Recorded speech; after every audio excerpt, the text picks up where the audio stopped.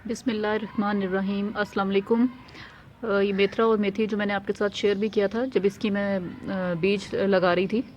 और ये देखें माशाल्लाह से, देखिए ये घर के पानी और बारिश में कितना फ़र्क होता है। जब आप बारिश के पानी, जब बारिश होती है ना, तो उससे जो भी फल या सब्ज़ी या पौधे जो बढ़ते हैं ना, वो घर के पानी से कभी भी नहीं उस स्पीड से बढ़ते हैं। तो देखें जैसे ही बारिश हुई तो उसके बाद ये देखें कि 4-5 दिन के अंदर ही माशाल्लाह से कितनी अच्छी स्पीड जो है ना वो ये पकड़ी है। ये देखें ये मेथी है, ठीक है। और ये देखें ये बीच में मटर का, ये पिछले साल के मटर के बीज पड़े हुए थे मेरे पास, तो ये उसका पौधा जो है ना ये दरमियान में निकल रहा है। दरमियान में कहीं कहीं मैंने मटर के बीज लगा दिए थे, लेकिन मेरा नहीं ख्याल कि इसके ऊपर मटर उस तरह से लग सकें, क्योंकि पिछले साल के बीज थे। फ्रेश बीज लगाएं तो फिर रिज़ल्ट अच्छा आता है। लेकिन खैर इस इलाके में जो है ना, हमारे इलाके में यानी मटर जो है और पालक, ये दो चीज़ें जो है वो ज़रा लेट ही उगती हैं। अब जैसे ये देखें ये मेथी हमारे एरिया में अब उगना शुरू हुई है। हर इलाके के मौसम का, टेम्परेचर का फ़र्क होता है और उसके हिसाब से ही कोई फल या सब्ज़ी उगती है। ये देखें ये भी मेथरा है तो माशाल्लाह से, और ये दरमियान में एक पालक का बीज गिर गया था, वो उग रहा है। तो जहाँ कहीं भी पालक का बीज गिरा है, जैसे वो देखें वो दूर आपको नज़र आ रहा होगा वो पालक, वो भी कितना बड़ा हो रहा है।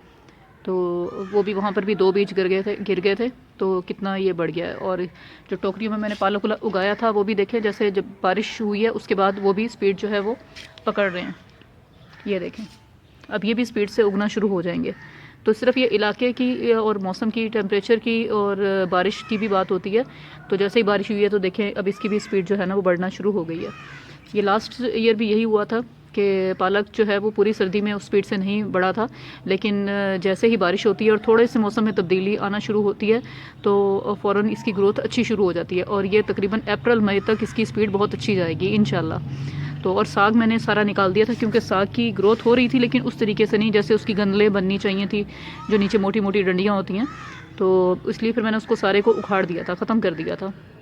तो आज मैंने सोचा, आज मैंने मिक्स सब्ज़ी बनानी थी, तो मैंने सोचा कि आज आपके साथ वीडियो शेयर करूं। और आज मैं ये मेथी काटने के लिए लॉन में आई थी, तो अब मैं इंशाल्लाह अब ये इसको मेथी और मेथरा दोनों को काटूंगी और जो है अपने घर के सब्ज़ी आज जो है वो मैं पकाऊंगी।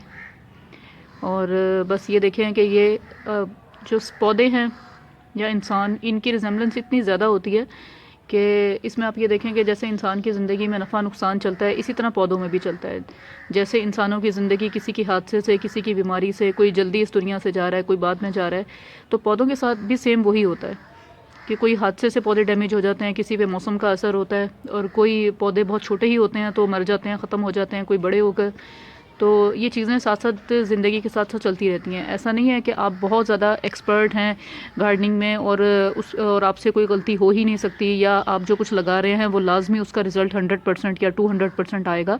उसमें किसी भी किस्म का कोई भी हादसा पेश आ सकता है, कुछ भी नुकसान हो सकता है। ये सब कुछ अल्लाह ताला ने अपने हाथ में रखा है, अल्लाह के इख्तियार में, हमारे इख्तियार में कुछ भी नहीं है। हम सिर्फ एफर्ट कर सकते हैं। फिर दोबारा आपसे मुलाकात होगी। ऑलवेज़ ग्रो ऑर्गेनिक, ऑलवेज़ ईट ऑर्गेनिक। अल्लाह हाफिज़।